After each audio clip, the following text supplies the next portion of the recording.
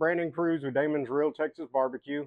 We're doing this video to show trimming on a brisket. Wanted to go over a few points before we do. Most important thing I tell everybody day one when they start, most important thing about trimming a brisket is having a good sharp knife. I always sharpen our knives before we even get started. I just did. Get you a good sharpener. You know, personally, I've used these Work Sharp Kin Onion sharpeners. They're belt sharpeners.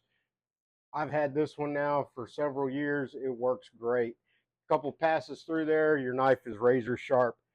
When choosing a knife, to use a good knife that's not pure stainless, this is a high carbon knife.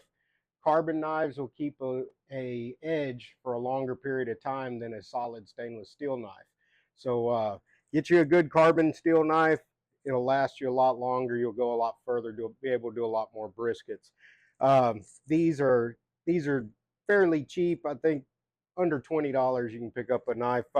Some people, when you'll watch their trimming videos, they'll use big slicers. They might use a butcher knife. Usually use a boning knife or a skinner. Don't have any use for a big wide knife. I'd prefer the thin blade. Okay, so what we have here, this is a 2/3 upper choice brisket, an Angus brisket. You have 3 different grades whenever you're doing briskets to choose from. You have your select, which is your cheaper grade. Select brisket is not going to have as much internal fat. You might be covered on fat on the outside, but internal wise, it's not going to have a lot of marbling. And your choice and your primes are going to have a lot more internal marbling. Anytime you start out with a better product, you're going to have a better finished product. So I always try to say, get a better brisket. Yeah, it might cost a little bit more money, but you will be a lot more satisfied in the end. I've cooked selects when I first started out. If you're just practicing, you're just trying to get used to cooking, controlling your fire, temps like that, go ahead and throw a select on there, spend a little bit less money. But when you really want to feed your family, your friends, or a competition, go with a higher grade brisket. You'll be a lot more satisfied in the end. Okay, so what we're going to do is I'm going to show y'all how I trim here at the restaurant. Competition trimming is a little bit different. It's more involved, more intense. You want it to be perfect during a competition.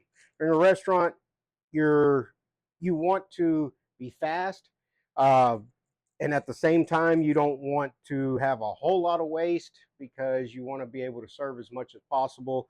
But what waste you do have, you're going to keep. And that's one thing I'm going to show y'all as well. All right, so we're going to start with our first cut on the brisket. Every single brisket, I start at the exact same spot. I never start anywhere else. And it's always this piece of fat right here. You will always find it on a brisket. I don't think I've ever, it's rare that I've found a brisket that didn't have it.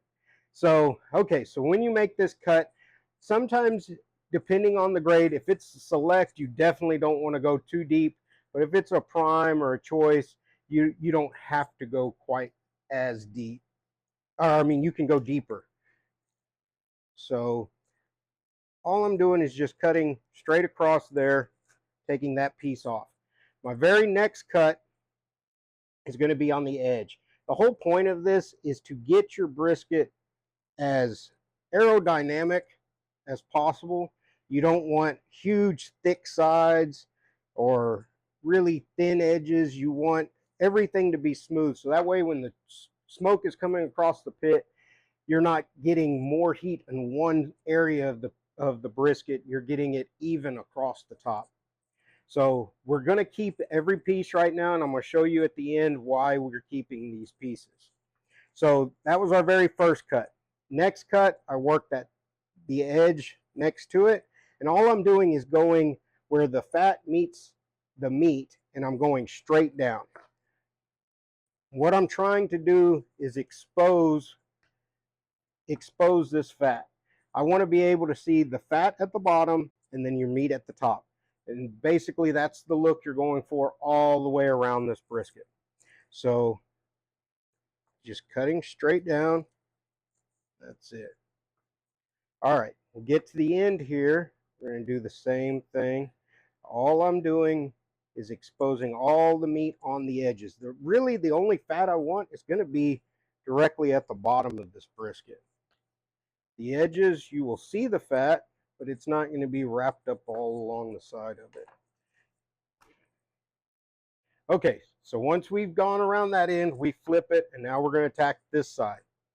Okay, so the next spot I always start at is right here, this little flap.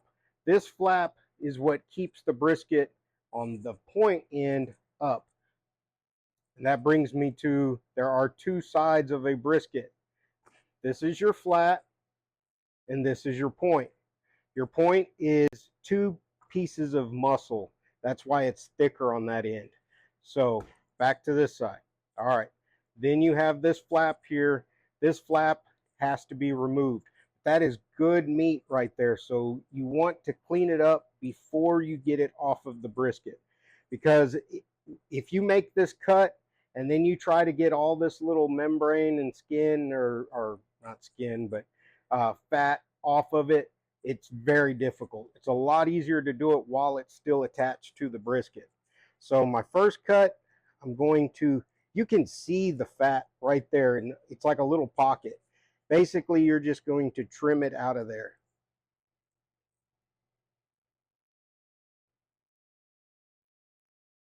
And you're not doing a sawing motion, you're doing just one long straight cut over and over, and each time you do it, you get a little bit deeper. And as you're doing it, you can pry it. When you get to the meat, like we just did there, now you're going to want to turn your knife sideways and cut that right off. You're not trying to cut the meat off, you're just cutting that fat out of that pocket. All right. Now we're going to trim that off. Like I said, it's a lot easier. And if you leave some meat on there, it's no big deal. We're not building pianos here. This is not something to stress about. Take your time. Now you want to clean the top. Now what I basically do is draw an imaginary line halfway through the brisket. On this flap, I'm going to clear all that fat off of that. So I drew a line in my mind there, and that's where I'm going to start.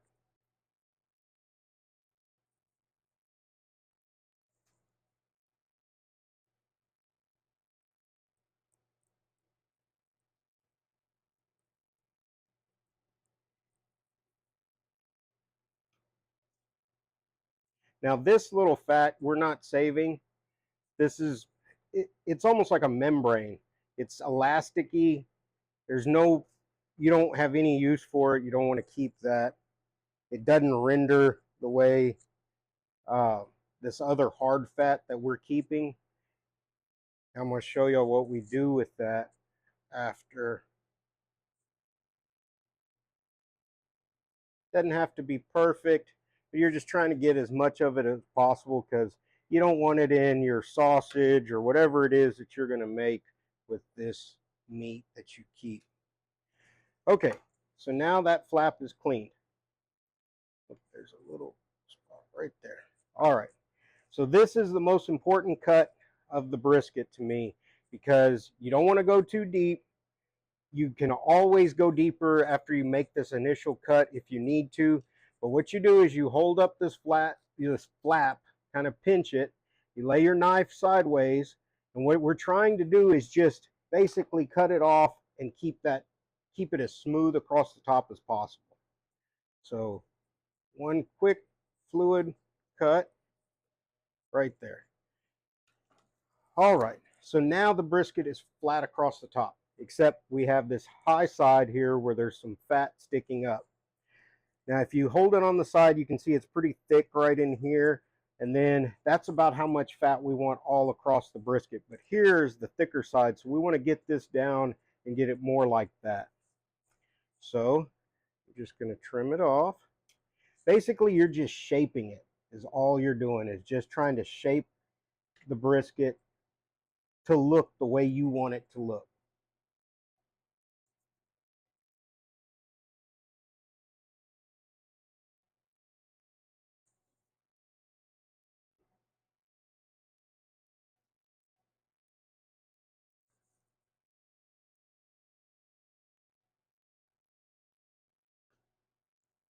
All right. All right. So it's just about, we can go a little bit more on that edge, but we've got just about as much fat off of there as we want to get. It's pretty flat across the top. Okay, so now the next cut we're going to make, like I said, the whole point is to try to keep this thing as aerodynamic as possible. So basically you want to just square this up. What I run off of is this edge where we just cut that flap off. This edge right here, I'm going to use that as my guide, as my straight line. So I'm just going to run my line right there. And I'm going to pull all the way back to the very end. And a lot of people would say, oh man, you're cutting off way too much. No, because when I go to cut this brisket to serve it, when I start serving it, I'm going to be able to serve every part of this brisket. From this end all the way back, I will be able to serve it all. There will be no waste whatsoever. And this isn't going to go to waste because I'm going to use it to make sausage. Or you can grind it up in hamburger and you can make yourself meatloaf, hamburgers, whatever. You can use it for all sorts of things. A lot of times people are like, oh man, I don't think it doesn't taste right making burgers and from brisket. I guarantee you at the grocery store, when they don't have a hamburger, or if they have briskets that are about to go out of date, do you think they throw them away? No, they stick them in a grinder, they grind them up, and then they put us as hamburger and they put them out on for sale. So don't think that this is bad meat. This is great hamburger right there. So, or for sausage. Okay, so now our brisket is pretty straight. Now we come to this end. The end kind of looks a little funky. What I try to do is I try to shape the end. You can see the fat line back here, basically, and then the meat extends past it. What I try to do is I try to shape it to match where I'm going straight down. Just following the curve of that fat line. Got another little piece there. And that's it.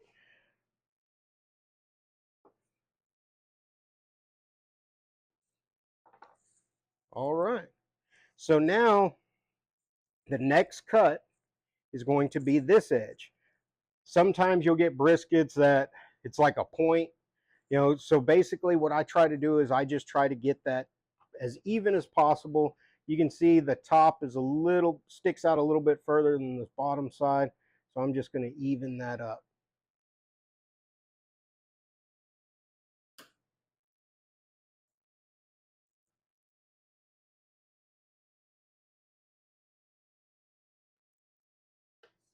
Okay, so a lot of people will also, you will see it, they'll curve it right here. I do it in competition. I don't do it at the restaurant. To me, it's just a little more waste. Um, this is about as far as I go as far as the trimming process. But the next thing is you want to take this fat off best you can. You don't have to get like in a cook-off where this would be all red across the top. Um, what what I do for the restaurant is I'm just taking it off. I'm not trying to cut too much. And the reason you want to do this is because you get your bark will hold better on meat. It doesn't hold to fat. It doesn't build on fat the way it does on just pure exposed raw meat. So the idea of this is we will have a better bark across the top by doing this than to let it stay on the brisket. Okay, so here's a little spot that from, I guess, the butcher, whenever they trimmed it, just a little excess. I always cut that off as well.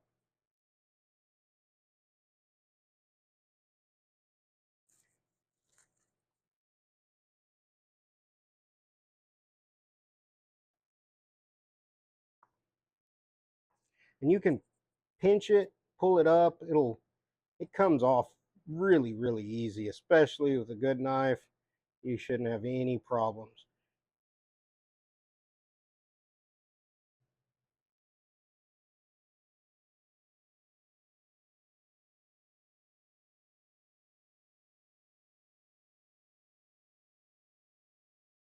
That's it. Now, there is one other thing I want to show you. Okay, right here, this little exposed meat that's kind of brownish color. People have asked me, is that bad? Is there something wrong with that? No, there's nothing wrong with that. That's happens in the packing process. They'll use hot water, and that all it was is that that got exposed to hot water there, and it just browned it. There's nothing wrong with it. You can trim it off if you like. It comes off real easy. Just don't go too deep. All you got to do is just not even an eighth of an inch. You will see the pink of the other meat come right out. There's nothing wrong with this though. I'm not throwing it away. It'll go right into my sausage. Now I'm just looking for little excess pieces that are sticking out. That's pretty much it. So now if you look, the brisket is fairly square. There's nothing sticking out crazy except that little piece. Gotten most of the fat off the top. Flip it over. Always run my hands across just to see if there's anything else. That's it. And that brisket there can be, okay, so when you go to cut this brisket after it's been cooked, like I say, you have your flat and you have your point. So about where those meet, and the way you can tell where a flat meets is that part, that flap that we cut off, right there, that's where this is the point. You can tell it's two pieces of meat, and then there's one piece on this end. So that's your flat, that's your point. When we go to cut here at the restaurant, we'll cut it in half. All of this, your grain is running that way. You'll just make your slices this way. On this piece, you'll turn it and you'll make your slices that way. That's why we squared it up, so that way when you make your slices, you're just getting all the way to the end. There is no waste the way we just trimmed this.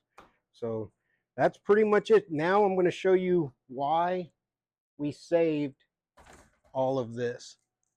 Okay, so we will cut these into pieces for our grinder. All of this will be turned into sausage or hamburger meat so that we can make meatloaf. We might cut up chunks for stew. We just do not throw this away. The way meat prices are today, you'd be crazy to throw this stuff away. Yes, this has some fat in it, but that's okay. What we're going to do is we're going to end up mixing this with pork for our sausage. That's where most of our fat is going to come from, is going to be the pork. So you can take some of the excess beef fat off if you want. You don't have to. That's about as trimmed I go with my meat. Now, with this fat, what we do with it is we keep it as well. And what we do with it is we render it down. We will cut these pieces of fat like that. Then we'll stick them in our grinder. They'll come out and we'll just do one pass through the grinder in it. Then we'll stick it in a pan and stick that pan right on the pit and smoke it. After about 5-6 hours, pull it off. You will have tons of just grease. Basically, you strain the fat out of it, and then run it through a coffee filter, and all that grease that's left is amazing to cook with. You can fry eggs in it. You can make tortillas. You can do, that's what we use it for, is for tortillas. I know people that, and they'll fry fish in it. It has a great burning temp. It doesn't have, I guess the burning temp for tallow is what it's called, is pretty high. You can go 450 degrees easily, fry whatever you want in it. Back, if you remember back in the day when McDonald's had great French fries, it's because they were frying them in tallow and grease and actual animal fat. so you get a lot better flavor. So save this stuff, render it down. If you don't want to put it in the pit, stick it in a Dutch oven and throw it in your oven and leave it there for several hours on low, like 250 degrees is about as high as you want to go with it on, and just let it sit there all day long, and you will have this beautiful fat that you can cook with. You can do all sorts of things with it. So like I say, nothing goes to waste. Y'all saw that brisket. You probably have, total wise, about maybe 2.5 pounds that we've trimmed off of that brisket. So shoot, that's it. So thank y'all for tuning in. Once again, I'm Brandon Cruz with Damon's Real Texas Barbecue. If you like the video, hit like and subscribe, and we'll be back soon with another video showing you some tricks of the trade.